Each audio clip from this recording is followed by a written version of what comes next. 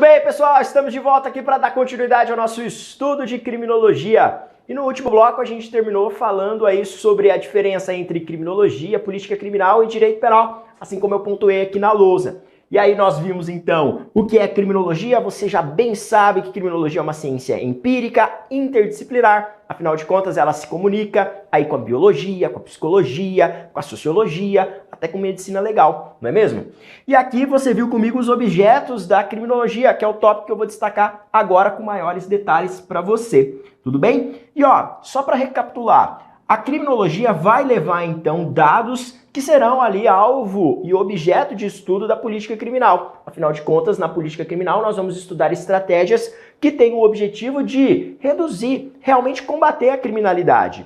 E aqui no direito penal você encontra uma ciência que é normativa, axiológica, porque nela é que nós vamos encontrar o que é o delito de forma técnica, não é? Como fato tipo ilícito e culpável para a maioria da doutrina. Então vem aqui, o que a gente estuda efetivamente na criminologia? Na atualidade, o objeto da criminologia está dividido em 4 pilares: delito, delinquente, vítima e controle social. Eu sempre estou batendo nessa tecla porque eu preciso que você já memorize isso. Na hora que você for fazer questões sobre criminologia, você já vai lembrar desses minutos aqui iniciais do nosso programa. Que criminologia tem como objeto de estudo essas 4 coisas aqui. Isso que sempre cai em prova. Sempre cai em prova. Então, crime, criminoso, vítima e o controle social. Tá, agora vamos dar uma olhada no que vem a ser esse crime. Vamos dar uma olhada aqui melhor no que é o criminoso, na vítima e no controle social. Vem aqui comigo então. No seu material de apoio eu coloquei aqui: crime é o fenômeno humano e cultural, tá bem? Crime vai aparecer como um fenômeno humano e cultural. E já eu vou falar para você também de um tópico que é bem importante, que crime como um fato social. Crime como um fato social. Alguns ramos da criminologia, principalmente quando está associado ao estudo da sociologia, vai apontar que o crime é um fato social, tá bem? Já a gente comenta um pouquinho mais sobre isso. Mas olha aqui que interessante. Para o direito penal, o crime é um fato típico ilícito e culpável. Já para a criminologia, é um fato social, é um fenômeno social, dotado de mutalidade determinada por diversos fatores, tais como o tempo, o lugar no qual foi praticado. Por exemplo, nas ordenações filipinas, o crime de adultério era considerado gravíssimo e era punido com pena de morte. Já nos dias atuais, essa conduta é atípica do ponto de vista penal. Você sabia que o crime de adultério ele estava estampado no nosso Código Penal até o ano de 2005? Lá no artigo 240 nós tínhamos, tá? Claro, no nosso Código Penal ali da década de 40 não tinha previsão de pena de morte, tudo bem? Mas lá nas ordenações filipinas esse crime era punido com morte. Então imagina só que, por exemplo, o sujeito traísse a esposa ou a mulher traísse o marido. Nesse caso, adultério, punido com pena de morte, tá bem? Hoje, isso é indiferente penal. O legislador foi lá e riscou o 240 do Código Penal. Não é mais crime, tá? Por mais que seja algo aí que a gente possa discutir no plano da ética, por mais imoral que seja uma traição, bom, isso não é objeto do direito penal mais. Tudo bem? E olha só, conclui-se que isso decorre das alterações nos planos sociais e culturais, que implicam a falta de justificativa para manter a criminalização da conduta. O caminho inverso ocorreu com a tortura, que antes era algo indiferente, certo? E que era permitido e que hoje é criminalizada e é equiparada ainda ao crime hediondo. Então, ó, perceba o seguinte, como é essa questão da nossa evolução no plano social e cultural, não é? A gente teve ali o adultério, que era punido com pena de morte, hoje não tem mais pena para o adultério. E por outro lado a tortura, que era permitida, era legal e que hoje é crime, inclusive equiparado a crime hediondo. Lembra lá que tortura, terrorismo e tráfico de drogas são os crimes equiparados aos crimes hediondos, beleza? Então percebeu aqui, ó, como você está diante de um fenômeno humano-cultural, um fenômeno social. Então é isso, é criminologia, é isso quando a gente está trabalhando com crime. Agora, quando a gente estuda o criminoso, Aí, o estudo do criminoso, ele varia conforme o período histórico, tá bem? Ó, na moderna criminologia, o estudo do homem delinquente, ele passou para um segundo plano, como consequência do giro sociológico experimentado por ela e da necessária superação de enfoques individualistas em atenção aos objetivos político-criminais. O que eu quero destacar é que lá na origem da criminologia, certo, vai aparecer um criminólogo, que eu falei que é o Cesare Lombroso, né? O Lombroso, ele tinha uma preocupação muito grande em estudar o criminoso. Tá bem? A criminologia no início se preocupava muito com o estudo ali do criminoso. Inclusive, o Lombroso, na obra O Homem Delinquente,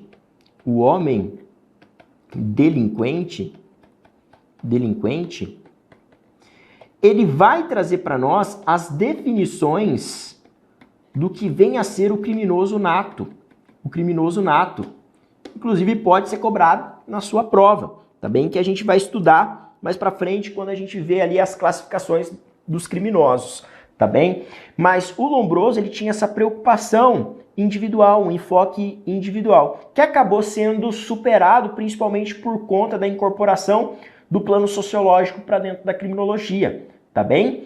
Então, ao invés de ficarem focando só nas características físicas mesmo do criminoso, quais são as características dele? Então, ele tem um nariz grande, tem o tronco maior, as mãos maiores, a coloração da pele. A gente deixou isso de lado para estudar também outras coisas. Estudar a vítima, o controle social, conforme eu já havia destacado para você.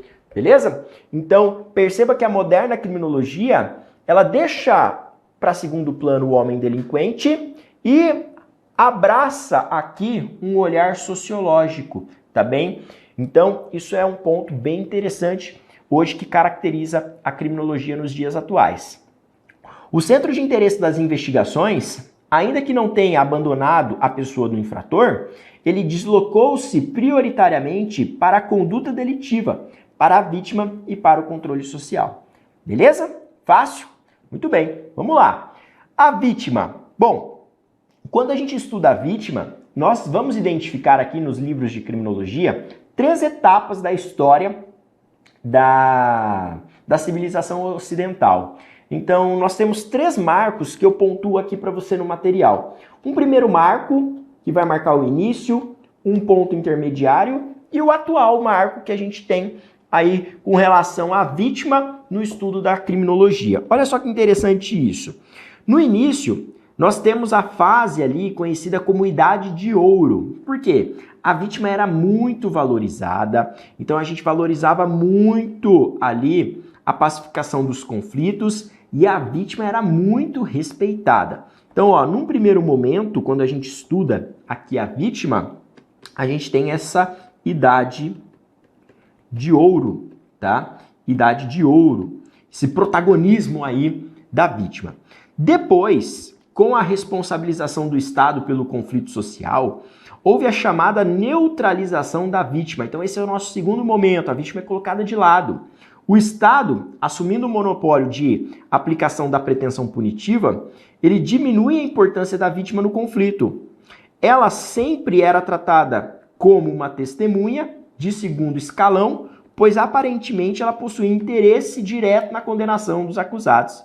Então, quando o Estado chama a si a pretensão punitiva, ou seja, a possibilidade de aplicação de penas, é colocada de lado a pessoa da vítima. Então, a gente tem essa segunda etapa, que é a de neutralização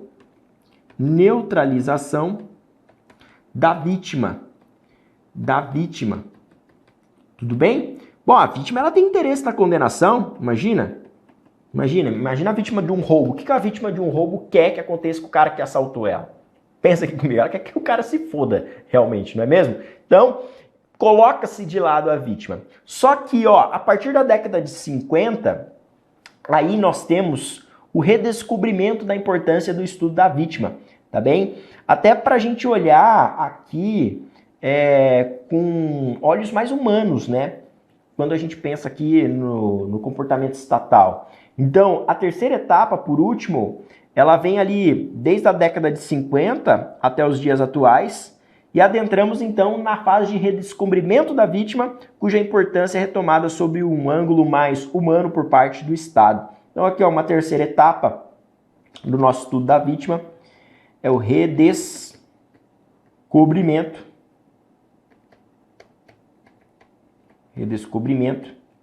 da vítima. Ok? Beleza? Isso faz tudo parte do estudo da vitimologia, que é um braço aí da criminologia, vitimologia. Maravilha? E olha outra coisa também interessante, quando a gente pensa aqui na vítima. Quais são as espécies de vítima? Professor, isso aí pode cair na prova? Sem sombra de dúvidas. Aquelas etapas, então, a idade de ouro, a neutralização e depois o terceiro momento de redescobrimento e também as espécies de vítima, sem sombra de dúvidas, podem ser cobradas aí na sua prova, porque o estudo da vitimologia corresponde a um braço aqui da criminologia. Aqui a gente vai ver que a vítima pode ser uma vítima primária, secundária e terciária. Como assim, professor? Existem 3 tipos de vítima? Então, sim, olha que interessante essa classificação aqui, ó. A vítima primária. Quem que é a vítima primária? Imagina se isso aqui é perguntado para você na prova. Quem que é a vítima primária do crime? Bom, aquele que sofrer diretamente as consequências da prática da infração penal, entendeu? É a chamada vítima material do direito penal. A gente chama lá no direito penal isso aqui também como sujeito passivo material. Sujeito passivo material.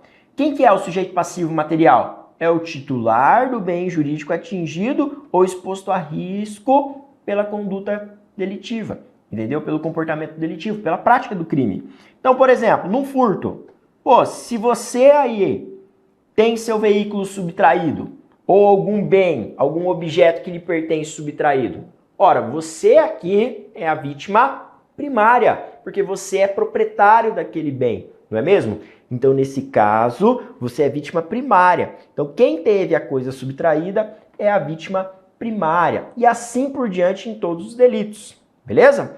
Agora, o que é a vítima secundária? Olha só que interessante esse ponto aqui, ó. A vítima secundária trata-se da hipótese de dupla vitimização. Olha que ponto interessante esse que eu vou destacar para você. Além de ser atingida diretamente pela prática do crime, essa vítima ela sofre com a má atuação dos órgãos do poder estatal, tais como a polícia judiciária, aqui entra então, por exemplo, a polícia civil, a polícia federal, o Ministério Público ou os juízes, né? Os juízes, aqui é a magistratura. Por exemplo, imagina só que a pessoa ela é estuprada, então no crime de estupro, a vítima secundária é aquela que sofre a violência sexual e recebeu mau atendimento quando foi noticiar a ocorrência do fato criminoso. Imagina que chegou lá na delegacia e quem atendeu lá, por exemplo, a autoridade policial ou escrivão, atuou com descaso, deu pouca importância ou demorou, tá bem? Então, essa é a vítima secundária. Essa é a vítima secundária. Eu acabei até de lembrar da história de um amigo meu, certo? Que me noticiou indignado isso. Imagina só, o sujeito, né? Ele tem um avô, o avô dele tem umas propriedades lá no Mato Grosso do Sul, certo? Tem fazenda lá e tal. E aí, ele contratou um sujeito para desmanchar um barracão. O sujeito, ele era até indígena, né? E ele ia lá, acertar uma empreitada, sabe? Então você fecha um valor, ele ia desmanchar um barracão de madeira lá pro avô desse meu amigo. E aí o que aconteceu? Esse sujeito foi lá, começou o trabalho e num dado momento ele foi para a cidade, foi lá se embriagar e voltou para a localidade. Falando assim, ó, você me contratou para desmanchar isso aí por R$2.000, mas eu não quero mais R$2.000 não, eu quero R$3.000 para desmanchar esse barracão. Aí o vô do meu amigo falou assim, ó, não vou aumentar esse valor. Aí esse sujeito pegou uma faca e foi pra cima do vô dele.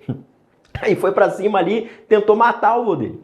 E ele ficou correndo e tal, até que depois as pessoas seguraram. O que aconteceu? O vô do meu amigo, ele é vítima primária de uma tentativa de homicídio, não é? Só que quando ele foi até a delegacia da cidade, uma cidadezinha pequenininha, chegou lá, o escrivão olhou pra ele e falou assim, faz um boletim online. Rapaz, o sujeito é idoso, né? O escrivão não fez, não lavrou ali o boletim de ocorrência. Primeiro, né? Não tinha autoridade policial na localidade. Aí ele falou, se você quiser realmente, vem aí amanhã. Então agiu com descaso. Aí no outro dia, o escrivão foi lá atender ele de novo, porque ele retornou. Ele falou, o delegado não tá aí, então você espera o próximo plantão aí, quando ele chegar aí na cidade, daí a gente vê o que a gente faz com esse caso aí. Né? Mas o cara que tentou te matar, ele estava embriagado? Aí o vô do meu amigo falou, sim, ele estava embriagado, mas tentou me matar. E aí ele pegou e falou, ele não quis te matar não. Então perceba, a gente fica inconformado com a atitude desse escrivão, né? Sim, um FDP realmente. Esse cara agiu com total descaso com relação ao atendimento aí da vítima do crime. Então o sujeito, além de ser vítima do crime, ele ainda foi vítima secundária, porque ele foi alvo aí da má prestação de serviços por parte da polícia judiciária, né? Da polícia civil. Chegou na delegacia, o cara atuou com descaso. E isso aqui tem um reflexo prático muito grande e de um conceito que pode também aparecer na sua prova. A vitimologia, quando apresenta aqui essa vítima secundária, isso aqui está diretamente relacionado com o que a gente chama de cifra negra. Cifra negra. O que é cifra negra? São todos aqueles crimes que não são formalmente registrados. Alguns deles sequer são levados a conhecimento das autoridades públicas, entendeu? Imagina que aconteceu um crime, mas ninguém é comunicado. Ninguém chama a polícia, tá bem? Ninguém comunica o Ministério Público, não tem ação penal. Então, formalmente, não deu em nada. Isso é cifra negra. Mas o crime aconteceu. Então, são aqueles crimes que ocorrem, mas que não vêm a ser registrados. Entendeu? E por que criminologia, quando a gente estuda essa parte aqui da vítima secundária, tem tudo a ver com isso? Ora, olha a sensação de descrédito. Imagina só, esse sujeito foi vítima de uma tentativa de homicídio, foi na delegacia, o escrivão falou que não ia fazer nada. Meu amigo, não foi registrado isso. Aí isso é um crime que já entrou em cifra negra, né? Porque não foi formalizado. E o que acontece? Pode ser que ocorram novos delitos e aí exatamente pelo fato dele pensar, se eu for naquela delegacia não vai dar em nada, ninguém vai fazer nada por mim, esses delitos não são levados a conhecimento das autoridades públicas. Tudo bem? Isso é um mal tremendo, né? É terrível isso. Mas é um problema que é diagnosticado pela criminologia e que faz muito sentido, não é? Aqui eu coloquei o exemplo do estupro, mas o estupro também é algo muito importante da gente se observar. Porque imagina a vítima de estupro, chega na delegacia, é constrangida, certo? Imagina que alguém fale uma besteira pra ela, você foi estuprado porque você tava com essa roupa aí. Olha que absurdo isso, entendeu? Você acha que outros crimes de estupro serão comunicados em razão disso? Desse comportamento de desleixo, de descaso? Entendeu? Aliás, deveria ser apurada a responsabilidade penal desses agentes que estão na delegacia, né? Sem sombra de dúvidas. Agora, voltando aqui para o estudo da criminologia, entendeu? Vítima primária e vítima secundária. E quem que é a vítima terciária? Professor, quem que é a vítima terciária? A vítima terciária, ela trata-se aqui do autor do crime. Do autor do crime. Como assim? O autor do crime, o cara que praticou o crime, vítima. O cara que estuprou, vítima. Sim. Perceba aqui um detalhe. Olha só. Trata-se do autor do crime que sofre algum tipo de violência durante a persecução penal. Meu amigo, a gente tem regras do jogo a serem observadas, tá bem? Imagina que o cara vai lá, pratica um homicídio, certo? Só que quando ele adentra ao sistema prisional, ao sistema penitenciário, ele é torturado. Opa! Não vale tortura, não pode torturar. O cara ainda que tenha praticado o crime mais bizarro que seja, tá bem? Mais grosseiro que seja, cruel que seja, ele não pode aí ser submetido à tortura, tudo bem? Isso aqui, pessoal, é o quê? É o estudo da vitimologia e é aqui que se entra a vítima terciária, é o autor do crime. Imagina só, o sujeito pratica um crime de estupro. Na hora que ele é recolhido à prisão, os outros presos abusam sexualmente dele, entendeu? Ele passa de autor para vítima do sistema, percebeu? Então, olha que interessante essas espécies de vítima. E você tem que saber isso, tá? Com certeza isso pode cair na sua prova. Então fica atento, que é a vítima primária, a que sofre diretamente com as consequências da prática da infração, então vai ser o titular do bem jurídico. A vítima secundária é aquela ali que é vítima do crime e que, por via de consequência, ainda é vítima pela má atuação dos órgãos do poder estatal. E a vítima terciária é o próprio autor do crime, que aí, logo após a prática do crime, acaba sendo violentado. Entendeu? Fácil? Maravilha. Vamos lá. E o controle social, professor? Como é que funciona isso? O controle social é o conjunto de mecanismos e sanções sociais que pretendem submeter o indivíduo aos modelos e normas comunitários. O controle social, ele pode ser um controle social informal e pode ser um controle social formal, tá? Olha só que interessante esse ponto. O controle social informal é exercido pela própria família, pela coletividade, por exemplo, pelos vizinhos, o local de trabalho, estudo, lazer, espaços religiosos. Muito comum cair na prova, igreja. Igreja, tá certo? Igreja entra aqui no aspecto de controle social informal.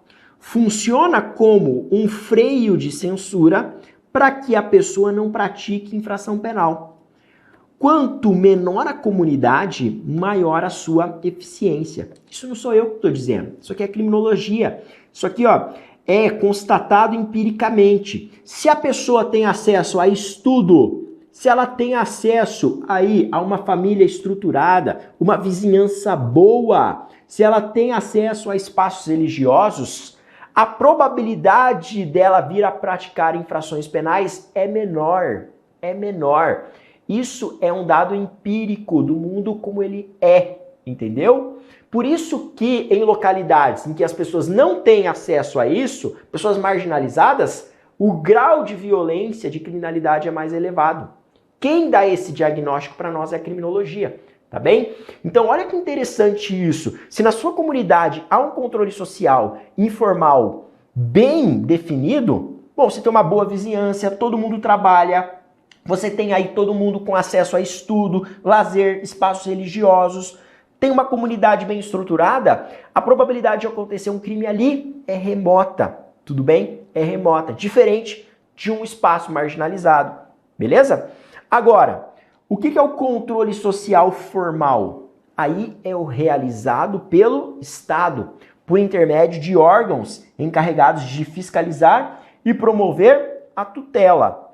Aí entra em jogo o Poder Judiciário, o Ministério Público, a Polícia Judiciária, secretarias e ministérios, tá bem? Então é a atuação realizada pelo Estado. Então o informal é o que é realizado pela família, pela coletividade, e o formal é aquele que é realizado pelo Estado. Tudo isso é objeto da criminologia, beleza? Vamos lá, vamos desdobrar um pouquinho mais esse conteúdo aqui, ó.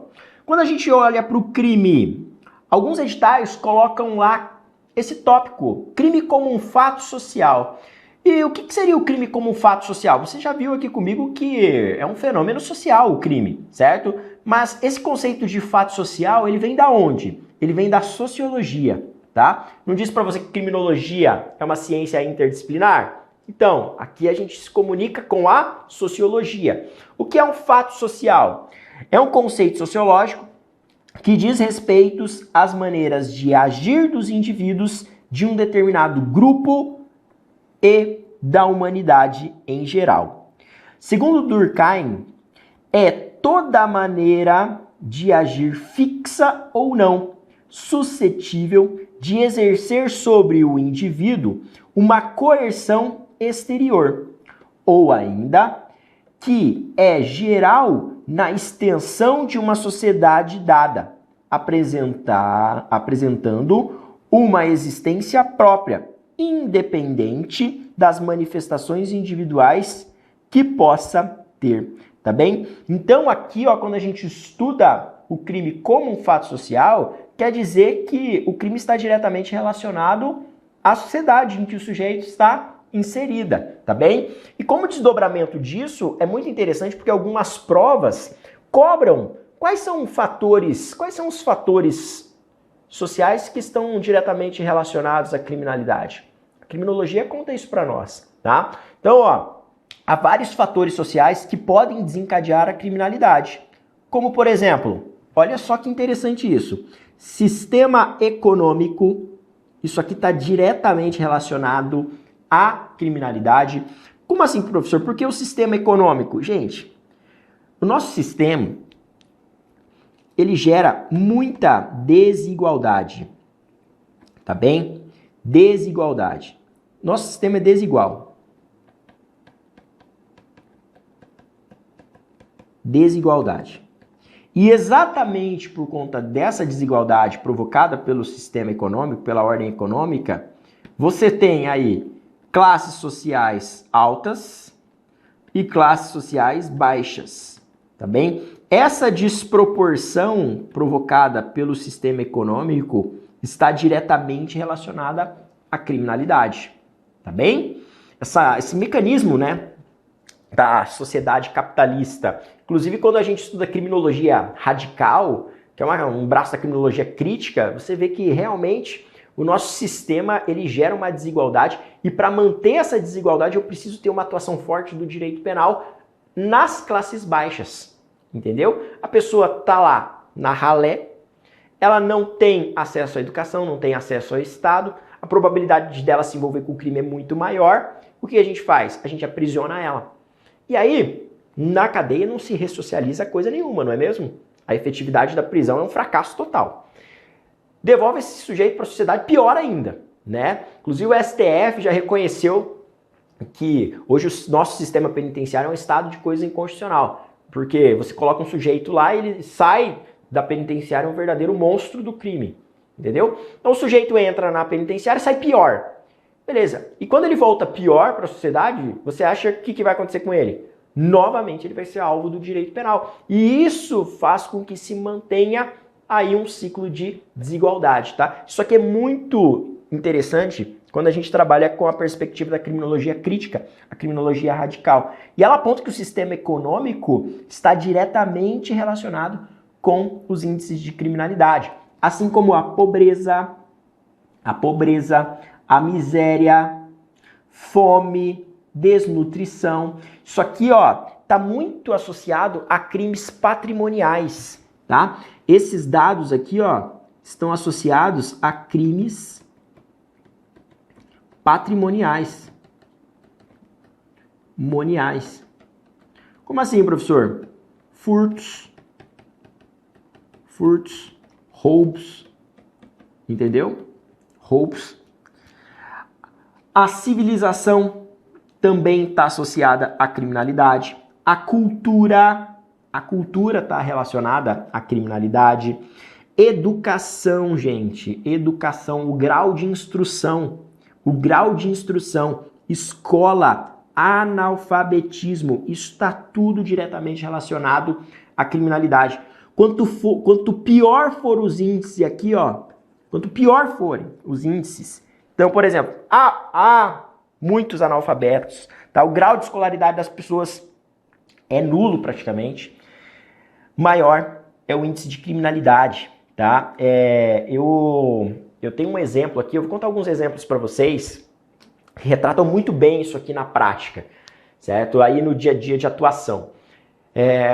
O primeiro exemplo, ele toca a uma situação de uma professora do SENSE. Aqui em Cascavel a gente tem o SENSE é o local onde se determina a internação de adolescentes infratores. Então o sujeito praticou ali um ato infracional, equiparado a um crime violento. Por exemplo, o sujeito praticou um roubo, um homicídio, um crime grave, não é? Só que como ele é menor de idade, ele não responde por crime, ele responde por ato infracional. Então sai de cena o direito penal, entra o direito da criança e do adolescente.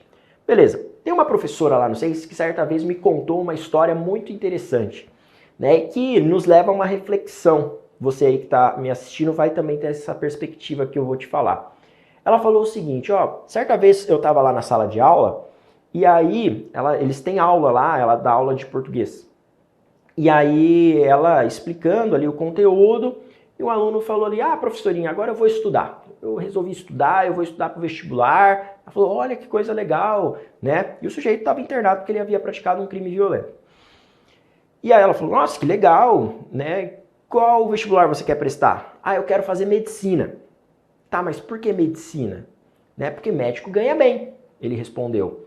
Ela falou, quanto você acha que ganha um médico? Aí o menino respondeu, R$3.000. Gente, o médico ganha muito mais que R$3.000. Vai ganhar uns 30, mais que 30, entendeu? R$3.000 você não paga nem um terço quase da mensalidade de um curso de medicina numa instituição particular. Então perceba que no mundo dele ganhar muito bem, ser rico, R$3.000, entendeu? Isso tem tudo a ver ali, ó, com o grau de educação dele, o grau de escolaridade. Percebeu isso? Que interessante. Outra coisa, as questões ali, ó, de estrutura física, até acesso a questões essenciais do Estado, né? Acesso a transporte público. Aí vem um outro exemplo que eu quero te dar. Certa vez a gente estava andando aqui com a Polícia Civil, aqui na cidade de Cascavel, essa cidade que eu moro, onde que o Focus tem a sua sede, e a gente estava visitando alguns bairros periféricos aqui na cidade. E em uma dessas visitas, a gente passou por uma localidade em que os policiais falaram, aqui era uma localidade que acontecia muitos homicídios, era bem violento, ponto de droga, homicídio, crimes muito violentos aconteciam ali. Acontecia ali, por exemplo, latrocínio. E o que aconteceu? Era um local em que as pessoas que ali habitavam moravam em barracos. Não tinha acesso a asfalto, a rua não era asfaltada, não tinha acesso a saneamento básico, não tinha acesso a nada, tá? Transporte público, nada. E aí, pelo simples fato de se passar um asfalto naquela rua, olha que interessante isso, já reduziu drasticamente a criminalidade no local. E você vai pensar, por que passar o asfalto teve um impacto direto na criminalidade? A criminologia, ela responde isso, certo? Porque isso proporcionou que as viaturas pudessem acessar aquele local com mais facilidade. Por exemplo, imagina num dia de chuva, num local em que você tem uma rua que, vamos lá, é uma rua íngreme, tá chovendo, vira uma lama, você acha que uma viatura vai acessar? Você aí, podendo ser um futuro policial, quem sabe, você vai pegar e vai acessar uma localidade assim? Uma quebrada assim, desse jeito? Entendeu?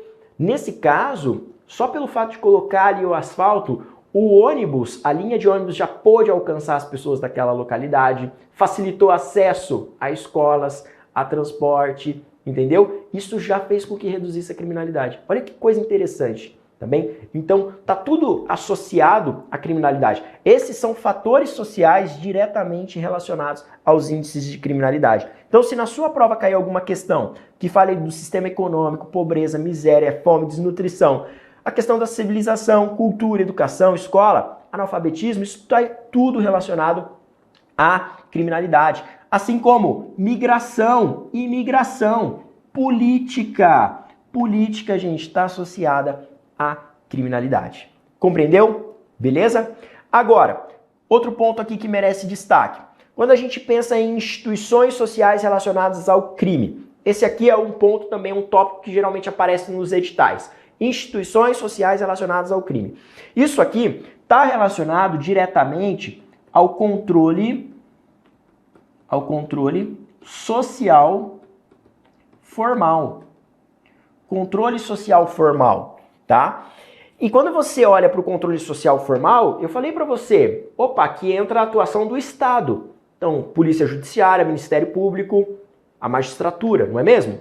Olha só, como visto então, o controle social pode ser definido como a reunião de mecanismos e sanções sociais imbuídos do propósito de submeter os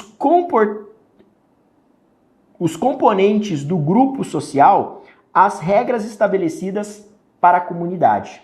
E aqui eu destaco para você o controle social formal, que são os órgãos do Estado, e o informal, a família, a opinião pública, tudo bem? A principal forma de controle, todavia, é a informal, que se aplica em todos os momentos da vivência em comunidade. Constatada a sua insuficiência, o controle informal cede lugar aos mecanismos de controle formal, tá? Quando você olha para essas instituições relacionadas ao crime, elas estão diretamente relacionadas ao controle formal, porque aqui eu estou falando da polícia, porque aqui eu estou falando do Ministério Público e aqui eu estou falando, por exemplo, da magistratura, dos juízes, não é mesmo? E aqui, ó, a gente encontra uma classificação, também pode ser chamado de seleções ou instâncias, que são divididas em 3 partes. Então a gente teria uma primeira seleção, segunda seleção e terceira seleção. Olha que interessante esse dado aqui, ó. Quando a gente olha então para o controle social formal, que é esse realizado pelo Estado, costuma-se fazer a seguinte classificação, e isso pode ser questionado na sua prova. Numa primeira seleção, numa primeira instância, ou um controle social formal primário, aqui apresenta-se com o início da persecução penal, visando esclarecer a autoria, a materialidade e circunstâncias do crime. Esse aqui é caracterizado pela atuação da Polícia Judiciária, ou seja, pela Polícia Civil ou pela Polícia Federal. Num segundo momento, numa segunda instância, ou controle social formal secundário, aqui você tem a atuação do Ministério Público, com a oferta da denúncia em face do delinquente. Lembra lá que o Ministério Público é uma instituição permanente, está prevista na Constituição, tá? E ao Ministério Público compete privativamente o exercício da ação penal pública. Então, o Ministério Público, por expressa previsão na Constituição, no artigo 129, inciso 1º, ele detém, então, esse poder de acusar, quando você tem um crime apurado mediante ação penal pública. Então, o Ministério Público entra nessa segunda instância aqui, com o oferecimento da denúncia, com o oferecimento da peça acusatória. E numa terceira instância, ou terceira seleção, ou controle social formal terciário, você tem a tramitação do processo judicial. Então, ocorre o recebimento da peça acusatória pelo juiz e a gente tramita até a condenação. Então, segue toda a marcha processual até a condenação definitiva, tá? E aí você vai ter uma condenação definitiva quando se operar o trânsito em julgado. O que é trânsito em julgado? Quando daquela condenação não cabe mais recurso. Então, ó, você tem a decisão em primeiro grau, a sentença, depois o acórdão em segundo grau, condenou, não cabe mais recurso, esgotou, tornou-se imutável, inexpugnável. Nesse caso, então, aqui você tem toda essa fase que a gente chama de instância, terceira instância ou controle social formal terciário, que é a participação ativa do Poder Judiciário no controle social. Beleza? Aqui tem uma observação que é interessante, porque em alguns concursos, algumas bancas, né, parte da doutrina, e aqui eu vou colocar para você, algumas bancas examinadoras, elas vão incluir nessa terceira seção aqui, ó, ao lado do Poder Judiciário, as Forças Armadas e também a administração penitenciária, tá? Então aparecia aqui como terceira seleção, instância, ou controle social formal terciário, também a administração penitenciária e as Forças Armadas. Algumas bancas entendem, assim como parte da doutrina entende isso, tá bem? Se cair na sua prova, então pode assinalar que tá correto, tá? Porque a banca entende desse jeito. Beleza? Tudo bem? E uma última questão aqui pra gente fechar. E o policiamento comunitário ou de proximidade? Professor, policiamento comunitário, essas rondas que a gente vê aí da polícia militar, ou também, outros exemplos aqui, polícia pacificadora, as UPPs. Isso entra na esfera do controle social? Sim, entra sim. Só que aqui, ó, alguns autores vão falar que é um controle social misto, porque há uma mistura de informalidade com formalidade. Porque é uma atuação conjunta dos cidadãos com o Estado, com a polícia, entendeu? Então, alguns vão falar que isso aqui, ó, gera uma relação de controle social Controle social mista. Mista, por quê? Você tem aí, ó, a atuação do controle informal por parte dos cidadãos, né? E a atuação do controle formal, exercida pelos policiais propriamente ditos. Aqui, ó, pela definição que eu trago para você, policiamento comunitário ou de proximidade é o tipo de policiamento que utiliza estratégias de aproximação, ação de presença, permanência, envolvimento e comprometimento com a comunidade na preservação da ordem pública, da vida e do patrimônio das pessoas. A confiança mútua estabelece o vínculo de ligação entre o cidadão e o policial. Por isso, a ideia de informal e formal, tá?